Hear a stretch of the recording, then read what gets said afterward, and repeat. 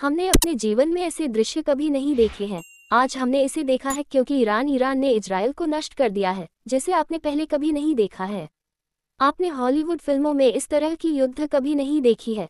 आपने कभी भी इस तरह के युद्ध को नहीं देखा है कि वीएफएक्स ने इजराइल के शहरों को एक गड़बड़ कर दिया है, जो गाजा के लोगों को एक गड़बड़ कर रहे हैं, जो आज मक्का की जीत का दिन है।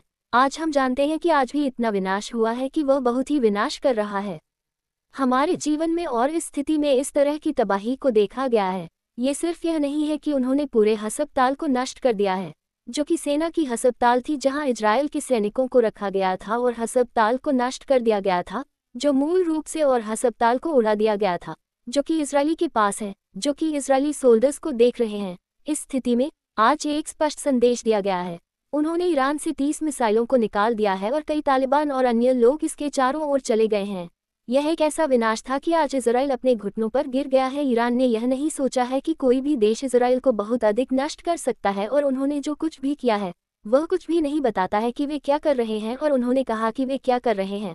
उन्होंने कहा कि वे क्या कर रहे हैं वीडियो। लेकिन आप मुझे बताते हैं कि जब आप ऐसी बड़ी इमारतों को नष्ट कर देंगे तो आप स्टॉक मार्केट को नष्ट कर देंगे, आप सेना को नष्ट कर देते हैं, आप सड़कों को नष्ट कर देते हैं, आप कारों को नष्ट कर देते हैं, आप जो कुछ भी करते हैं उसे नष्ट कर देते हैं।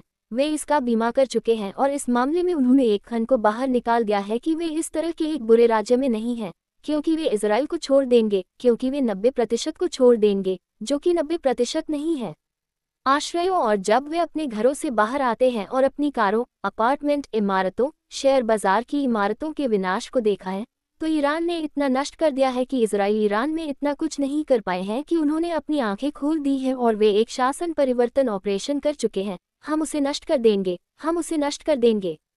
कल कहा था कि आप ईरानियों को नहीं जानते हैं कि आप हमें मार रहे हैं, हम आपको मार देंगे, अगर हम आपको मारेंगे तो आप मर जाएंगे। आपको पता नहीं है कि हम आपके लिए क्या करने जा रहे हैं। ईरान दांव पर है।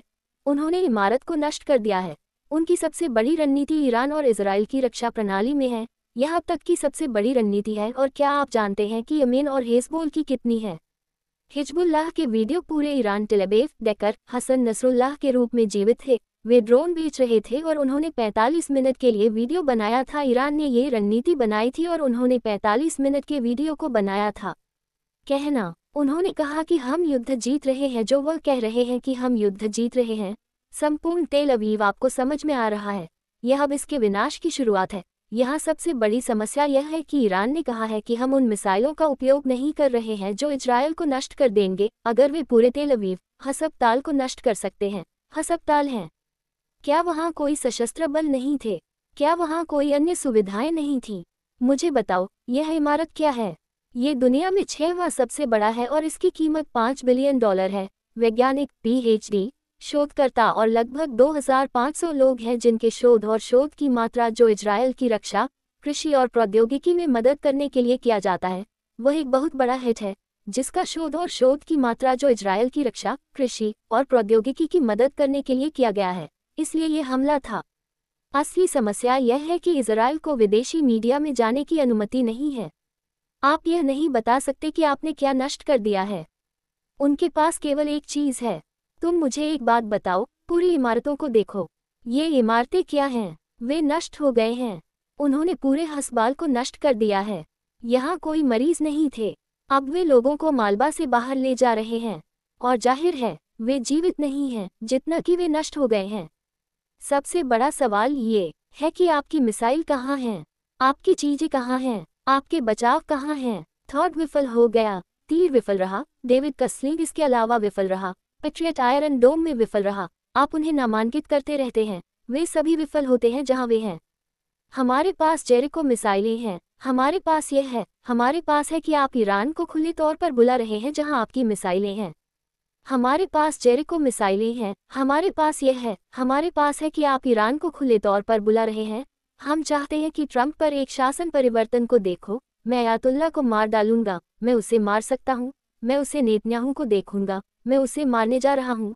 मैं समझ गया है कि मैं अपने जीवन का कोई मूल्य नहीं कहूँगा। मुझे लगता है कि मैं उसे छोड़ देता हूँ।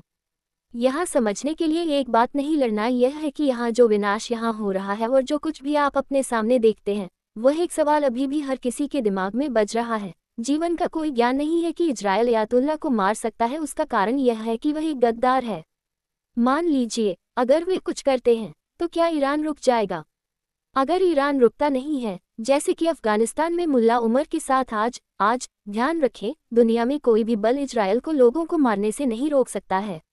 कभी नहीं। इजरायल को पुनर्प्राप्त करने में 5-10 साल लगेंगे। कोई भी इजरायल को लोगों को मारने से नहीं रोक सकता है। कभी भी इजरायल को उबरने में 5-10 साल नहीं लगेंगे। वे अपने घुटनों पर गिर जाएंगे और माफी मांगेंगे। अगर उनके पास देश को बचाने और हमला करने की रणनीति है तो ये खेल खत्म हो गया है। यह एक बहुत ही अराजक स्थिति है जो ईरान के पास हजारों मिसाइलों का उपयोग कर रहे हैं और वे इस तरह से लड़ रहे हैं कि यह नहीं है कि वह सभी को इस तरह से लड़ सकता है कि वह सभी को नहीं कर सकता है। दुनिया में एक के पास किसी को भी जागरूकता से लड़ने की हिम्मत है, किसी को भी ज्ञान नहीं है। इसलिए अगले चरण में जो स्थिति होने वाली है, आप एक बात को अच्छी तरह से समझते हैं। यदि कोई विमुद्रीकरण नहीं है या कुछ भी बचाया जाता है तो यह एक बहुत बड़ी चीज होगी जिसे आप उन्हें नष्ट कर देंगे। वे उन्हें नष्ट नहीं करेंगे और वे नहीं बख्शा जाएगा। क्योंकि एक बात जो आप समझते हैं, इसके ऊपर कोई रक्षा प्रणाली नहीं है, या तो वहाँ है, इसलिए हमें बताएं।